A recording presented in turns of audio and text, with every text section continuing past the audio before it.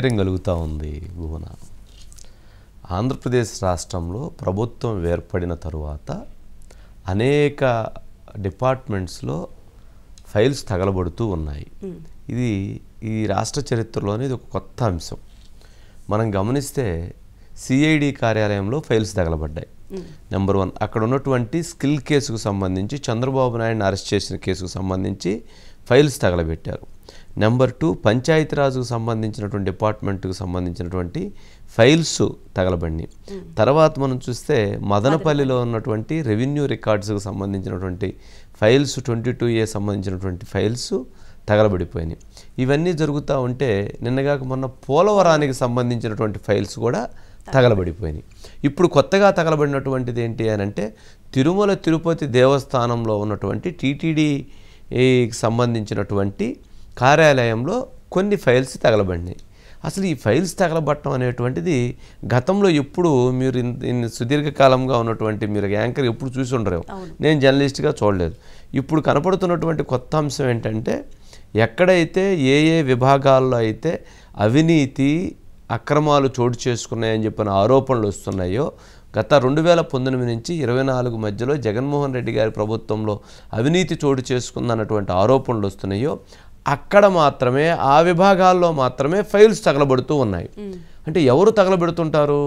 ఎవరైతే ఆరోపణలు ఎదుర్కొన్నారో, ఎవరైతే అవినీతి చేశారో, అవినీతి చేసినటువంటి వారందరూ కూడా అందులో ఉన్నటువంటి ఉద్యోగులు ఎవరైతే భాగస్వామ్యం అయ్యి ఉన్నారో ఆ ఉద్యోగులు ఈ ఫైల్స్ను తగలబెడుతున్నారు అనేటువంటిది బలంగా వినిపిస్తున్నటువంటి అభిప్రాయాలు. సరే, ఇందులో ఈరోజు తిరుమలలో జరిగినటువంటి దానికి సంబంధించినటువంటి దగ్ధమైన దాంట్లో నిన్న మధ్యాహ్నం 2 గంటల ప్రాంతంలో తగలబడితే రాత్రి 7 గంటలకు 8 గంటల ప్రాంతంలో దాని మీద కంప్లైంట్ కూడా ఇవ్వటం జరిగిందట.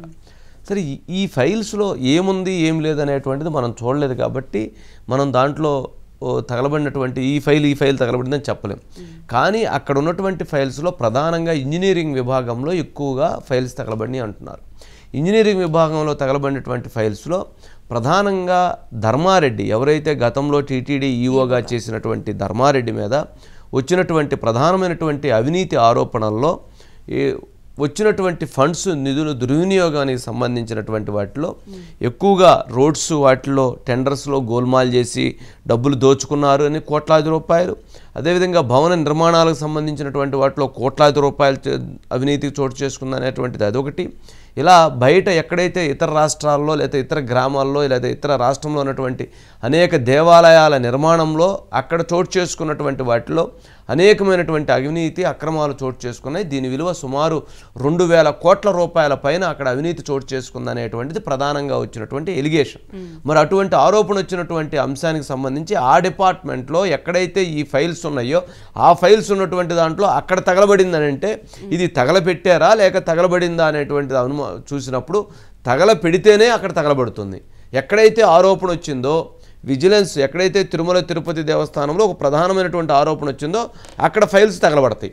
ఎక్కడైతే రెవెన్యూ రికార్డ్స్లో 22Aకి సంబంధించి మదనపల్లిలో పెద్దిరెడ్డి గారికి సంబంధించినటువంటి అవినీతి ఆరోపణలు వచ్చినాయో అక్కడ ఫైల్సే తగలబడతాయి.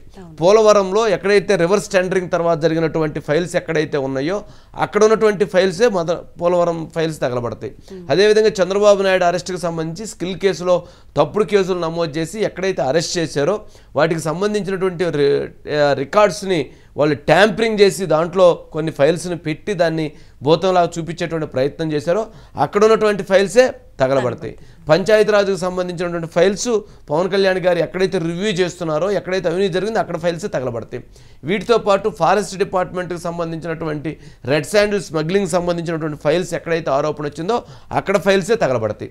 ఇదేంటి ఆశ్చర్యకరంగా ఎక్కడైతే ఆరోపణ వచ్చిందో ఎక్కడైతే అవినీతి చోటు చేసుకుందంటారో అక్కడ ఉన్నటువంటి ఫైలే తగలబడటానికి ఇది విద్యుత్ షార్ట్ సర్క్యూటా లేదా మనుషులు సృష్టిస్తున్నటువంటి షార్ట్ సర్క్యూట్ అనేటువంటిది బలమైనటువంటి అనుమానం కలుగుతుంది.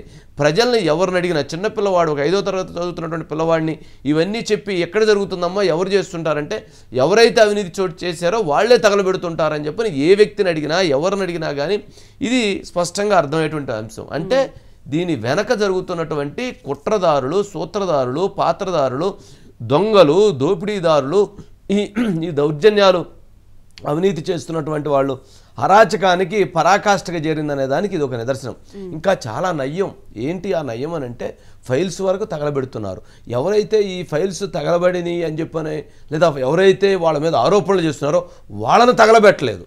ఇంకా మిగిలినటువంటిది ఏంటంటే ఎవరైతే ఆరోపణలు చేస్తున్నారో వాళ్ళని తగలబెట్టలేదు, ఓన్లీ ఫైల్స్ వరకు తగలబెడుతున్నారు.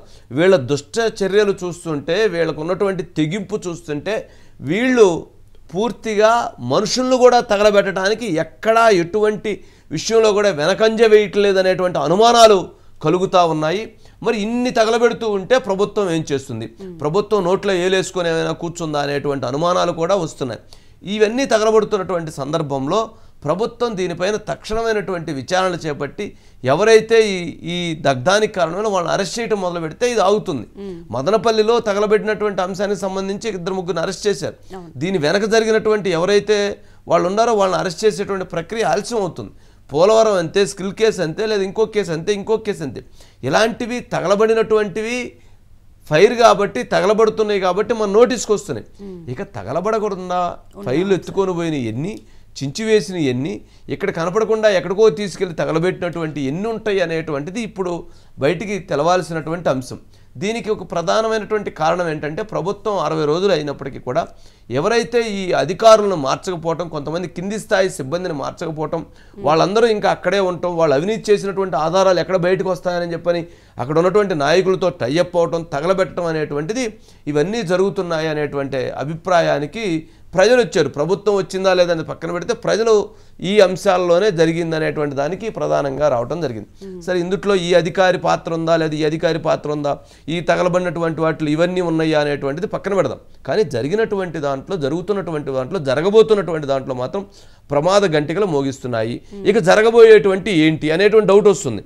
ఇక జరగబోయేటువంటి ఏమున్నాయి అని అంటే ఎక్సైజ్ స్కామ్కు సంబంధించి 1,00,000 కోట్ల రూపాయల అవినీతి జరిగినటువంటి దానికి సంబంధించి ఎక్సైజ్ సంబంధించినటువంటిది ప్రధానంగా ఇప్పుడు వినిపిస్తున్నటువంటిది.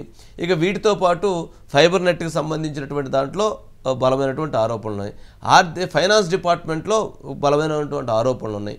ఇక్కడ ఏ విధమైనటువంటి ఈ ఆరోపణలు ఉన్నాయో ఇక వీటికి నెక్స్ట్ వీటి క్రైటీరియా రాబోతుంది, వీటి సిరీస్ రాబోతుందని ప్రజలు చెప్పుకుంటున్నారు. ఎప్పుడైతే మదనపల్లి జరిగిన తర్వాత పోలవరం జరిగిద్ది అన్నారు, పోలవరం జరిగింది, తిరుమల జరిగింది అన్నారు. ప్రజలు ప్రజాప్రతినిధుల కంటే లేక ఇప్పుడు ప్రభుత్వంలో ఉన్నటువంటి అధికారుల కంటే కూడా ప్రజలు ఇంకా యాక్టివ్గా ఉన్నారు. అంటే ఏం జరగబోతుంది, ఏం జరిగిద్ది అనేది వాళ్ళు చెప్తూ ఉన్నారు. మరి ఇప్పటికైనా ప్రభుత్వంలో ఉన్నటువంటి వారు ఈ ఫైర్ జరుగుతున్నటువంటి అంశాల మీద తక్షణం ఒక టీంని ఏర్పాటు చేసి ఆపకపోతే ఇవి ఇలాగే కొనసాగుతాయి అనేటువంటిది ఒక వినిపిస్తుంది. ఒకసారి ఆ బైట్స్ ఉన్నట్లుండే ఒకసారి ఆ బైట్స్ ప్లే చేయండి. దీని మీద ఈరోజు ఆ ఫైర్కి సంబంధించి మాట్లాడిన దానిపైన. కేసు ఇన్వెస్టిగేషన్లో ఉంది. కంప్లీట్ వివరాలు ఇన్వెస్టిగేషన్ తర్వాత తెలుస్తాయి. కొన్ని ఒక 25-30 ఫైల్స్ వరకు పార్ట్లీ కాలిపోయి ఉన్నాయి. వాటికి సంబంధించిన వివరాలు పూర్తిగా సేకరిస్తున్నారు. విజిలెన్స్ విభాగం ఉంది, పోలీస్ విభాగం ఉంది. ఇవంతా కూడా పూర్తిగా కేసు ఇన్వెస్టిగేట్ చేసిన తర్వాత కరెక్ట్గా ఈ ఇష్యూస్ అనేవి బయటకు వస్తాయి. 2:33 మధ్య జరిగినట్లు. Don't get any conclusion. We're investigating the case. After investigation facts will become out. అదే పూర్తి వివరాలు ఇంకా పైన దీపం కూడా వెలిగించినట్లుగా కొంత ఆధారాలు ఉన్నాయి. కంప్లీట్గా clues team is investigate along with the clues team investigate చేస్తున్నాము. పూర్తి వివరాలు కంప్లీట్ విచారణ తర్వాత తెలుస్తుంది. అన్ని కోణాల్లో విచారిస్తాం. ఈ కేసు ఇన్వెస్టిగేషన్లో ఉంది. మదనపల్లిలో చూసుంటాం, వైర్ల వల్ల షార్ట్ సర్క్యూట్ వచ్చిందని చెప్పి నిన్న తిరుమల తిరుపతి దేవస్థానం పరిపాలన భవనంలో దీపాలు కింద పడిపోయి ఫైల్స్ కాలిపోయింది. అంటే ఈ రాష్ట్రంలో జరిగిన అవినీతి అక్రమాలు, గత ప్రభుత్వంలో అన్ని శాఖల్లో అవినీతి చేసి దొరికిపోకుండా ఉండడానికి చేస్తున్న ప్రయత్నంలో భాగంగా బాగా కళ్ళ కట్టుగా కనిపిస్తుంది. దీన్ని బట్టి ఏమర్థమవుతుందంటే ప్రజలకు కానీ ఈ రాష్ట్ర ప్రభుత్వానికి వినతించే టీటీడీ అధికారులకి ఇంకా వైసీపీ దొంగలు ప్రతి శాఖలో ప్రతి డిపార్ట్మెంట్ లో ఉన్నారు. ట్రాన్స్ఫర్లు చేస్తున్నాం, అవినీతి పనులందరూ కూడా కేసులు పెడుతున్నాం, సిబిఐ ఎంక్వైరీలు వేస్తున్నాం, సిఐడి ఎంక్వైరీలు వేస్తున్నాం. కానీ ఈలోగా చక్క జరగాల్సిన పని జరిగిపోతా ఉంది. రోజా మీద నిఘా పెంచండి. రోజా ఈ దేశం వదిలి పారిపోవడానికి అన్ని ఏర్పాట్లు చేసుకున్నట్టు సమాచారం ఉంది మాకు. రోజాకి అత్యంత సన్నిహితులు వాళ్ళే చెప్పారు, మీ అవ్వ పారిపోతుంది పట్టుకోండి అనేసి. కాబట్టి రోజా పారిపోతుంది పట్టుకోండి.